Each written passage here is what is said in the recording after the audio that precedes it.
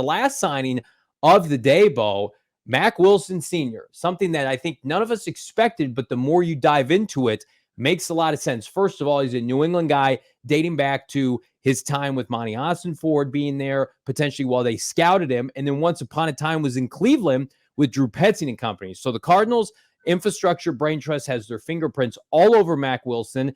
Intermediate available chess piece for the Cardinals to establish at whatever position they want. Now, I think he is probably, given the contract, 3 years, $12.75 million, going to start next to Kazir White. But again, Kazir White, they play a lot of single linebacker, and they have a lot of nickel. So it's like, okay, well, if he's not starting, he certainly can be a rotational piece. Maybe you can even blitz him off the edge. He's shown a little bit of a pass rush ability. But if you're into PFF grades, he's your PFF darling of this group so far. Almost an 81. He was an elite cover linebacker last year. He has the same kind of measurables as a Kazir White, as a TJ Edwards once upon a time. Jonathan Gannon loves. Nick Roush loves. Let's take guys who are undervalued by other teams, undrafted, late-round picks, not a lot of playing time. Let's elevate them in our scheme, right? We're going to put the guys that are 6'4", 6'5", 6'6" at edge rusher and defensive lineman.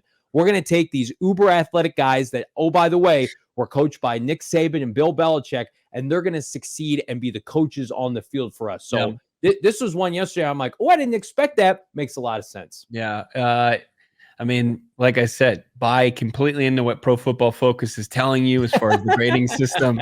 Be all in on 80 plus, but he's so versatile, right? And I know, like, especially around Arizona, after what they had to endure with Steve Keim and finding these positionless players, like, I trust what Nick Roush and Jonathan Gannon, like, they have a plan and how they can utilize and harness the versatility of a guy like Mack Wilson, a guy who came into the league as an off-ball linebacker, and then in like some weird impromptu setup, he was running off the edge for the Pats at the end of his tenure there in Foxborough, and he was able to get to the quarterback 5 times.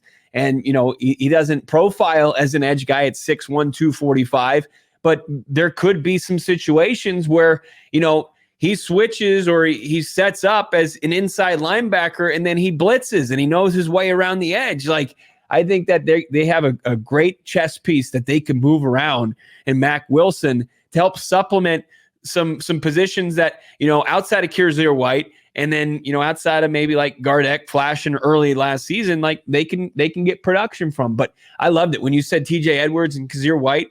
Like, that's what I thought of when you look at what his skill set originally was and how he could couple with a guy like White. Like, that's Jonathan Gannon's wheelhouse right there. And Nick Roush is obviously a chip off the old block, and you know, Jonathan Gannon's mentoring him a similar DC, where they're going to be able to get those 2 linebacker sets out there in their base. And those are guys that can cover, they can rush, they can do a lot of things.